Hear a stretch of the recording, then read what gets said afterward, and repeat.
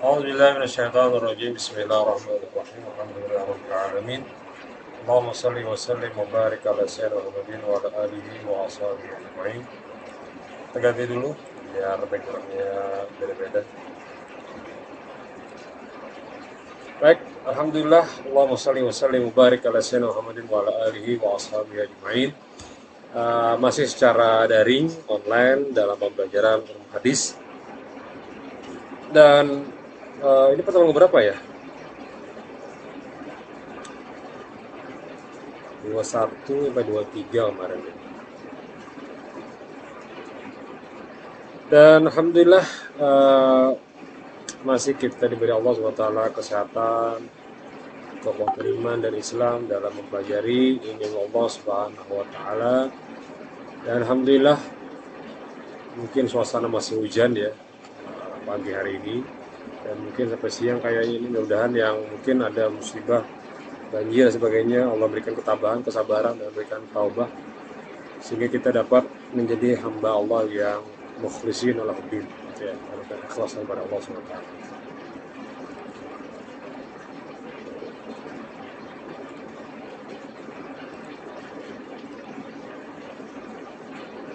Baik kawan-kawan yang berbahagia,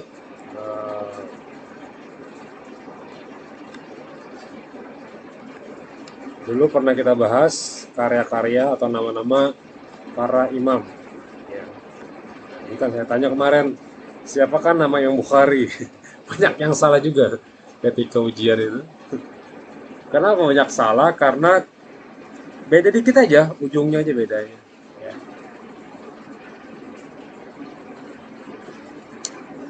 Beda di ujungnya sih. Pengecoh saja sih kemarin tuh ya. Baik, alhamdulillahirrahmanirrahim, kita mulai dengan basmalah. Bismillahirrahmanirrahim. Mudah-mudahan Allah berikan manfaat dan berkah apa yang kita pelajari pada pagi atau siang hari ini. Pertama kita memahami dulu nama beliau adalah Abu Abdullah Muhammad bin Ismail. Jadi nama beliau adalah Imam Bukhari Muhammad bin Ismail bin Ibrahim Ibn al-Mughirah Ibn Bardibaz al-Jufi al-Bukhari. Lahirnya, ingat lahirnya 13 Syawal 194 Hijriah. Meninggal di Samarkandi tahun 256 Hijriah. Ya, jadi kalau Imam Syafi'i itu 150 Hijriah. Pada waktu itu meninggalnya Imam Abu Hanifah. Nah, karena ketekunan beliau, ketelitian dan kecerdasannya mencari hadis, maka beliau banyak sekali mendapatkan hafalan dan gelar atau disebut dengan Amirul Mukminin. Nah, Amirul Mukminin fil hadis. Kota yang disinggahi Al-Bukhari, ini daerah-daerah yang menjadikan referensi dalam pencarian hadis ya. Bukhara, Nisabur, Khurasan, Roy, Baghdad, Basrah, Kufa, Damaskus, Kudus, Kairo, dan Madinah. Tentu Makkah tentunya untuk berhaji sebagainya ya. Nah, Imam Bukhari itu adalah imam yang banyak sekali menghafal hadis. Bahkan beliau mengatakan, saya mendengar hadis lebih dari 180 orang. Saking banyaknya beliau menghafal atau memelihara hadis ya. Ini nama-nama guru beliau. Di antaranya. Kemudian murid-murid beliau. Muslim bin Hajjaj ini siapa? Imam Muslim kan? Imam Muslim. Abu Isa At-Tirmizi, nanti akan muncul namanya Sunan At-Tirmizi. Nanti kita akan mempelajari nama-nama kitab hadis. An-Nasai, Sunan Nasai, Ibnu Huzaimah, Sunan Abi Daud, dan seterusnya. Jadi banyak sekali murid-murid beliau juga yang mencari referensi hadis atau mencari sanad-sanad hadis ya.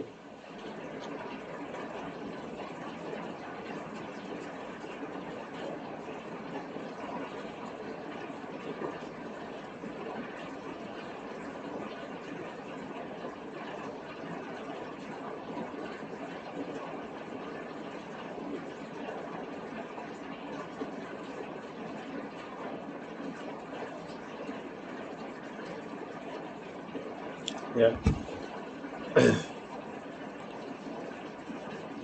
Nah, kemudian penilaian ulama, Imam Ad-Durami, guru Imam Bukhari mengakui keluasan wawasan murid beliau ini. Ya.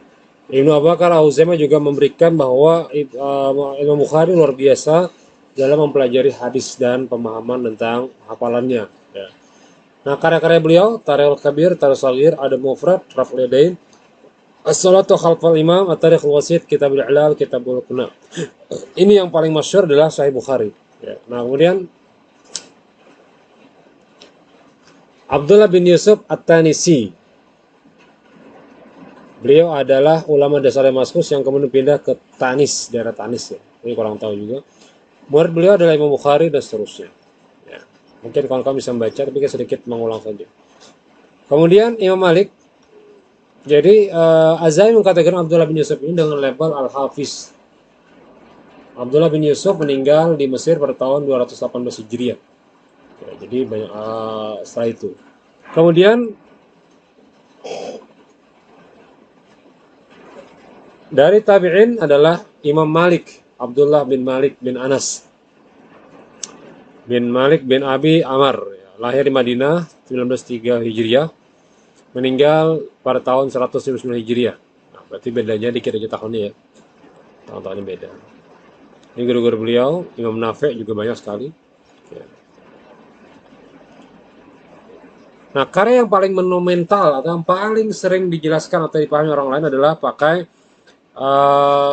karya Imam Malik adalah Muwatta.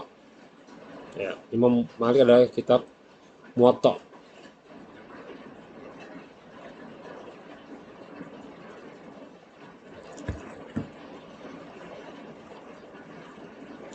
Imam Nafi' kemudian murid beliau. Nafi' ini adalah Maula Ibnu Umar, budak dari Ibnu Umar. Abu Abdullah Al-Qurashi Al-Adawi. Ya, ini guru-guru beliau, riwayatnya.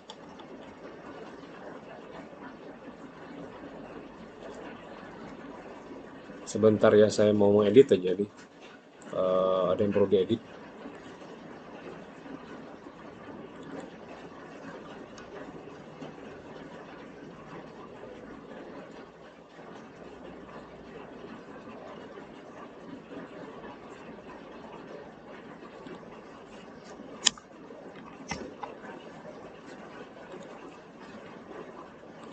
Non komprehensif nanti.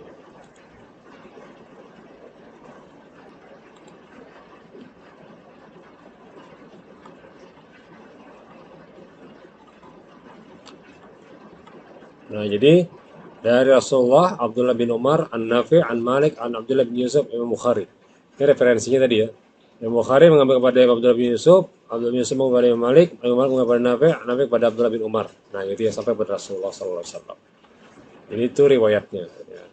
Qala haddatsana menceritakan kepada kami, qala akhbarana mengabar kepada kami an dari ba'an bahwa. Itu udah kita bahas kemarin. Sekarang kita fokus ke hadis yang ke-20. Silakan pian siapkan yang 21, 22, 23 di voice note-nya ya.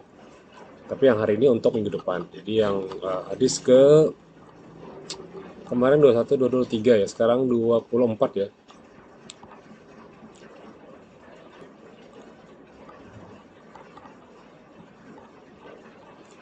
Hadis yang ke-24 qala Imam Bukhari rahimahullah haddatsana Abdullah bin Yusuf qala akhbarana Malik an Nafi' an Abdullah bin Umar anna Rasulullah sallallahu alaihi wasallam qala ra'a busaqan fi jidr qiblati fa hakamahu thumma qabala 'ala an-nas fa qala idza kana ahadukum yusalli fala yassuq qibla wajhihi fa inna Allah qibla wajhihi idza shalla. Agak panjang sedikit, minimal pian kawan-kawan paham maknanya. Rasulullah sallallahu alaihi wasallam melihat ludah di dinding, ini kalimatnya. Rasulullah SAW melihat ludah di dinding kiblat. Lalu beliau menggosoknya kemudian menghadap ke arah orang-orang banyak seraya bersabda, jika seseorang dari kalian berdiri sholat janganlah dia meludah ke depannya. Kalau pas sembahyang Allah tuh jangan. Karena Allah berada di hadapannya ketika dia sholat.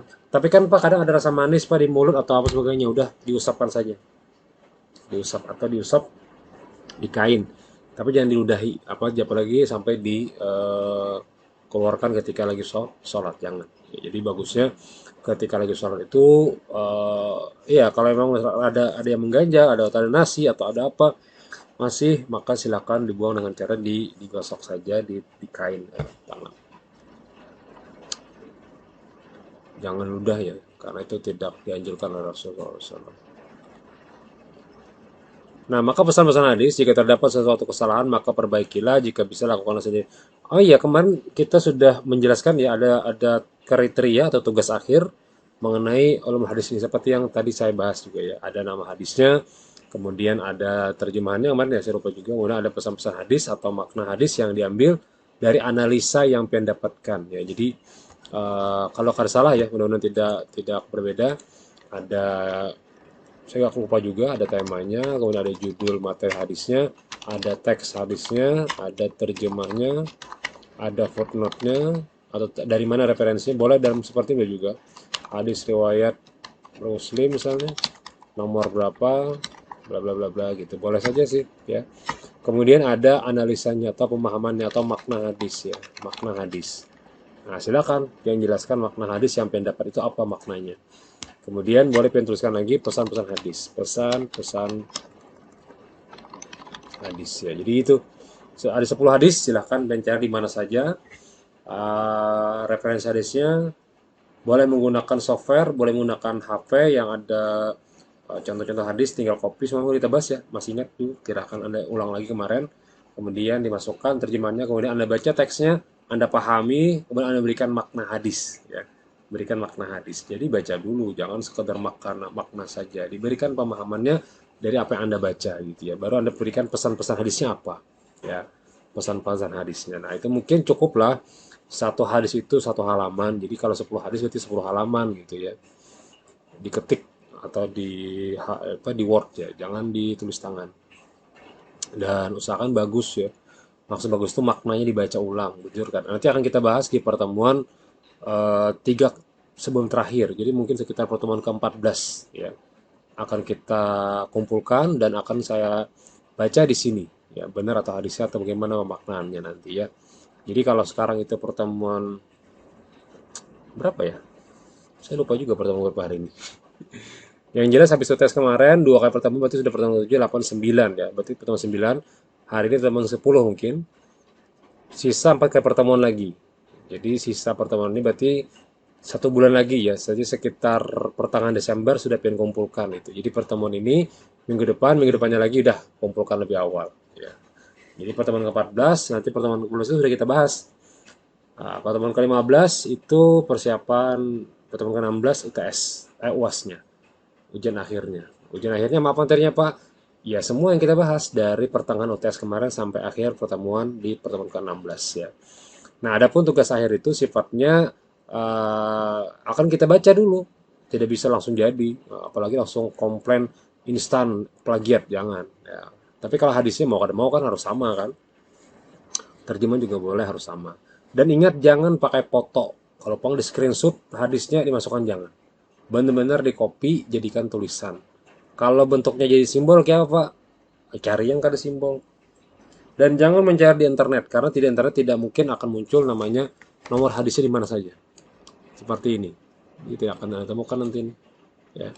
Maka referensi seperti yang kita bahas kemarin di pertemuan beberapa kemarin yang saya bikinkan videonya khusus untuk membahas tugas akhir gitu ya. Ikuti cara-cara itu. Ya. Ada makna hadisnya nih. Mungkin lupa kemarin mengadakan ada makna hadis dulu baru ada pesan-pesan hadisnya. Ya. Oke, itu saja sekedar mengingatkan. Lanjut. Hadis yang ke-25. Qala Imam Bukhari haddatsana Abdullah bin Yusuf qala akhbarana Malik an Nafi' an Abdullah bin Umar an Rasulullah sallallahu alaihi wasallam qala dakhala al-Ka'bah Usamah bin Yazid wa Bilal wa Asmah bin Talhata الحجابي فأغلقه عليه ومكث فيه فسألت بلالا حين خرج ما صنع النبي صلى الله عليه وسلم قال جعل عمودا عن يساري وعمودا عن يميني وثلاثة أعمدة ورأى كان ذا البيت يومئذ على 6 أعمدة ثم صلى. Kadang lupa juga hadis ini karena panjang benar, kadang lupa. Ya, tapi tidak apa, yang penting Anda usaha maksimal membaca dan mengingat maknanya. Rasulullah SAW masuk ke dalam Ka'bah bersama Usama bin Zaid, Bilal bin Utsman dan Utsman bin Talha dan Hajabi. Kemudian pintu ditutup. Dan beliau berada di dalamnya. Kemudian setelah beliau keluar, aku bertanya kepada Bilal apa yang dilakukan oleh beliau di dalamnya. Jadi Bilal bertanya kepada Rasulullah SAW. Bilal menjawab, beliau menjadikan tiang berada di sebelah kiri, lalu satu di sebelah kanan, dan 3 tiang berada di sebelah belakangnya. Saat itu tiang Ka'bah berjumlah 6 buah. Kemudian beliau sholat. Nah, jadi beliau sholat dalam Ka'bah, sunat ya. Jadi kalau Ka'bah tuh seperti ini ya. Nah, misal di sini ada yang namanya Hajar Aswad ya. Nah, di sini makam Ibrahim, maksudnya itu telapak kaki Ibrahim untuk memasang Ka'bah. Nah, di sini ada namanya Hijr Ismail. Nah, Hijr Ismail ini pintu Ka'bah ya, pintu Ka'bah. Hijr Ismail ini dihukumi seperti di dalam Ka'bah. Ya, dihukumi seperti di dalam Ka'bah. Jadi kalau orang sholat di Hijr Ismail, maka dia seperti sholat di dalam Ka'bah. Nah, itulah kenapa orang berebut sholat dalam sini. Karena memang di sini untuk orang-orang yang kalau masuk dalam Ka'bah, mereka boleh melihat di dalam Hijr Ismail ya. Nah, biasanya di sini ada namanya multazam. Ya. Nah, pancuran amas jarang ini multazam sini, maaf. Pancuran amas sebenarnya itu karena kalau ketika hujan turun, maka air itu akan tutup di sini. Wah, jadi kalau hujan tuh orang banyak sih berebut. Padahal itu hanya sekedar air yang turun. Tapi tetap saja maksudnya adalah berdoa dalam Hijr Ismail. Ya. Boleh hukumnya masuk dalam Ka'bah, boleh juga salat dalam Ka'bah. Rasulullah SAW mengajak beberapa sahabatnya melakukan suatu perjalanan. Jadi itu pesan-pesan di dalam hadis ini. Ya. Baik, lanjut ke hadis yang ke-26. Qala Imam Bukhari hadatsana Abdullah bin Yusuf qala akhbarana Malik an Nabi an Umar bin Azza bi salati bi lailatin dzata barr wa rih thumma qala ala sallu fi ar-rihal thumma qala inna Rasulullah sallallahu kana ya'muru mu'adhdhina idza kanat lailatun dzatu bardin wa matarin yaqulu ala sallu fi ar-rihal.